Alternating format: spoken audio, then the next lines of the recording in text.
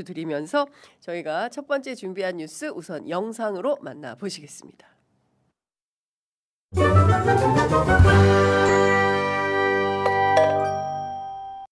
과거는 이미 끝난 일을 좀 헤집어서 일종의 뭐 아주 나쁘게 얘기하면 파묘 비슷한 느낌을 줄 수도 있는데 이 내란 사태는 현재도 진행 중입니다. 진압 과정이라고 봐야 되겠죠. 이미 지난 일을 파헤치는 게 아니라 현재 진행 중인 사안을 진압 중이다. 그래서 좀 다르게 봐주시면 좋겠다는 생각이 듭니다. 언제 끝나느냐? 끝날 때까지 끝내야죠. 그러나 최대한 빨리 끝날 수 있도록 노력하겠습니다. 그건 뭐 제가 독단적으로 할 수 있는 일은 아니고 독립기구인 특검 또는 뭐 공수처 또는 국회 이쪽 역할이 현재는 더 중요한 것 같습니다. 뭐 아시는 것처럼 제가 수사기관을 구체적으로 지휘하기도 어려운 상황이고 객관적으로도 쉽지 않은 거 여러분도 잘 아시지 않습니까? 최대한 빨리 그리고 엄중하게 명징하게 정리되고 끝나기를 바랍니다. 내란 발생 1주년이기도 하고 또 한편으로는 구체적인 빛의 혁명이 시작된 1주년이기도 합니다. 다 우리 국민들의 정말 성숙한 민주 역량, 시민의식 그리고 집단 지성으로 이 위기를 기회로 만들고 있습니다. 전 세계가 대한민국 같은 나라에서 친위 쿠데타가 가능한가? 설마 저게 남한이 아니라 북한 아닐까? 이렇게 생각을 했다가 역시 대한민국 이렇게 바뀌었습니다. 전 세계가 2번 놀랐는데 우리가 3번째의 놀라움을 보여줘야죠. 네. 3번째 놀라움은 뭐가 될까요? 야, 근데 취재 편의점 해외에서 애청해 주시는 분들 진짜 많으신 것 같아요. 제가 뉴욕의 노미님 소개해드렸는데 소피아님은 플로리다에서 함께 하시고 계십니다. 오늘 아침에 슈퍼챗도 쏴주셨어요. 예. 추운 날씨에도 불구하고 생생한 현장 소식 감사히 잘 시청했습니다. 너무나 소중한 분들 점점 추워져가는 한국 날씨에 모두 건강 잘 챙기시기 바랍니다. 사랑합니다. 이렇게 의견 주셨습니다. 오, 플로리다는 날씨가 좋죠. 그래서 오렌지가 맛있나요? 저희가 아는 거라고는 플로리다 오렌지밖에 없어가지고. 예. 자, 어제 이재명 대통령 12.3 빛의 혁명 1주년을 맞이해서 특별 성명을 발표했습니다. 어제 저희가 실시간으로 다 보내드렸는데요. 이후에 국내 언론과 질의응답을 가졌죠. 취재 편의점 라이브 시간대가 아니었다면 저도 아마 저 자리에서 질문하지 않았을까 싶은데 아쉽게도 저는 참석하지 못했습니다. 통합이 봉합을 의미하는 것은 아니다. 맞죠? 통합과 봉합은 완전히 다른 의미죠.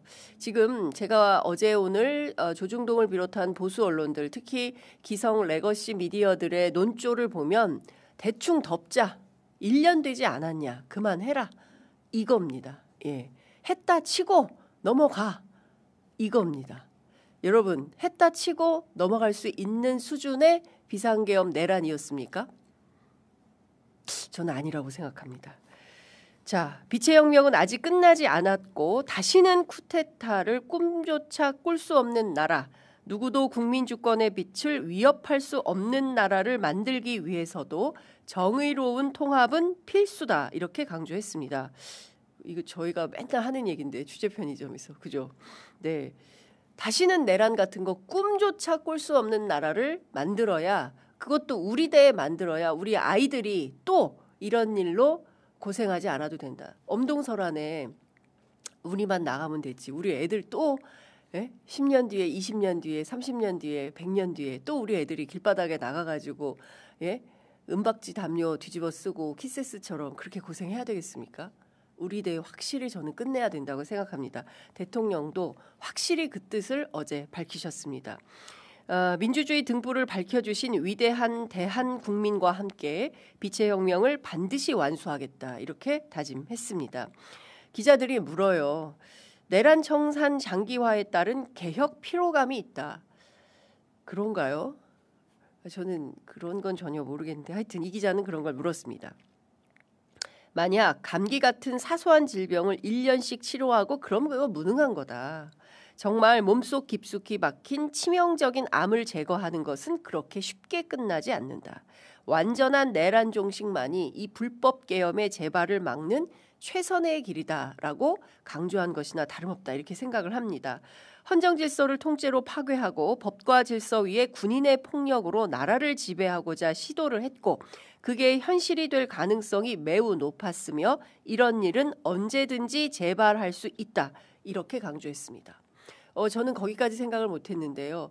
또 할 수 있다. 잠시 후에 저희가 소개해드릴 내란 속의 윤석열의 어제 옥중 메시지와 요미우리 신문 인터뷰를 종합해보면 이재명 대통령의 이런 예측이 틀리진 않을 것 같다라는 위기감이 증폭되는 것도 사실입니다. 그러니 조금만 더 힘을 내주시고 더 도와주시고 더 견뎌주시기 바란다 이렇게 당부했습니다. 제가 어제 오랜만에 시민들 현장에서 뵀는데 지금 너무 답답하다. 1년이 됐는데 세상에 어떻게 제대로 된 그 선고가 아직도 안 나올 수가 있냐. 최소한 6개월이면 1심 선고는 나와야 되는 거 아니냐. 이거 정말 사법부 이대로 두었다가는 진짜 큰일 나겠다. 그런데 위대한 우리 대한민국 국민들이 사법부가 계속 이런 방식으로 어깃장을 놓는다면 절대로 그냥 두지 않을 것이다. 이런 엄중한 경고가 시민들의 목소리로 터져 나오기도 했습니다. 그런데 오늘 보니까요. 중앙일보에서 이렇게 쓰기 시작했어요. 특검 6개월간 내란 영장 6선 5패. 네, 법조계 과잉 수사 예견된 실패. 자, 특검 흔들기 시작합니다. 이제 그만해라. 점점 수위를 높여가면서 특검을 흔들려고 하겠죠. 왜 그러냐? 2차 상설 특검이 필요하다라는 여당의 정청래 대표의 입장이 나오니 이거 더 이상 하지 마라라고 여론으로 압박을 시작하는 것입니다. 그렇다면 저희 같은 대한 언론 매체들이 더 일이 많아집니다. 더 적극적으로 보도를 해서 그렇지 않다. 완전한 내란 종식만이 우리나라 국가를 제대로 세우는 국민과 국익을 위해서라도 다시는 내란이 벌어질 수 없도록 만드는 것. 우리 언론인들의 역할과 사명이 더 커졌다라는 생각이 좀 듭니다. 문재인 정부 적폐청산 전철 아니냐 이런 지적도 어제 기자들 입에서 나왔죠. 내란 단죄와 과거 청산은 차원이 다르고 적폐청산은 과거를 파헤치는 파묘 비슷한 느낌을 줄 수 있는데 내란 사태는 현재도 진행 중이고 진압 과정에 있다. 이렇게 밝혔습니다. 내란은 진압 과정에 있다. 중앙일보 오늘 일면 머릿기사 제목입니다. 사실상 대통령이 완전한 내란 청산을 강조하니까 보수 언론들 앞다퉈서 사설을 통해서 이렇게 주장합니다. 정의로운 통합, 과유불급 경계해야. 동아일보 사설입니다. 추경호 영장 기각, 여 내란몰이도 야 상식박 주장도 이제 그만둬라. 이른바 윤희 동시제거론 비슷한 것을 누가 얘기하고 있냐? 조선일보가 사설로 얘기하고 있습니다. 추경호 영장 기각되자 제2 내란, 사법부 겁박 도 넘었다. 중앙일보 사설입니다. 사법부를 누가 지금 겁박하고 있습니까? 사법부 겁박이 먹힙니까? 사법부에서 중앙지법 영장 전담 판사들이 줄줄이 기각시키는 박성재 전 법무부 장관의 특검 수사 내용을 보십시오. 이게 과연 기각 사유가 됩니까? 온 국민이 다 비판하고 있지 않습니까? 그런데 사법부만 눈 감고 귀 닫고 모르쇠로 일관하고 있는 거 아닙니까? 봐주겠다. 확실히 봐줄 결심을 하지 않고서야 한덕수, 박성재, 추경호, 황교안 영장 기각할 수 있습니까? 이게 상식적으로 납득이 되십니까? 이런 주장을 조중동이 일제히 하고 나섰다. 매우 위중한 순간이다라는 생각이 좀 듭니다. 무엇보다 지금 보수 언론들이 상처 딛고 화합의 길로 가자. 제가 어제 중앙일보 일면 머릿기사 분석해 드린 것처럼 이런 주장에 대해서 이재명 대통령 이렇게 얘기하고 있습니다. 통합을 악용하는 경우가 많고 통합이 봉합을 의미하지는 않는다. 전두환의 정의사회 구현을 예로 들면서 가장 부정의한 자가 가장 정의라는 말을 많이 썼다. 그래서 이 단어가 오염이 됐다. 맞는 말이죠. 그죠? 정의사회구현 누가 제일 얘기 많이 했습니까? 예, 전두환 노태우가 제일 얘기 많이 했어요. 그러나 가장 파렴치한 범죄, 죽는 그날까지 끝까지 5.18 광주 민주화운동, 광주에 대해서 끝까지 사과하지 않고 비웃고 떠난 사람입니다. 예. 죽고 난 다음에 자기 묘소도 못 만들고 있어요. 12.12 사태, 내란의 주범 전두환 그 꼴을 보고도 아직도 사과 반성 없이 상처 딛고 화합의 길로 가자? 이게 됩니까?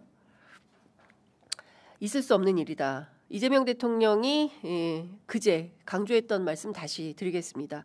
나치 전범 처리하듯 살아있는 한 형사처벌해야 한다. 저는 이것이 맞는 길이라고 생각합니다. 독일 보십시오. 100세 된 분도 90세가 넘은 분도 찾아서 나치 전범 어떻게 합니까? 처벌합니다. 감옥 보냅니다. 그래야 깨끗한 나라가 될 수 있는 것입니다.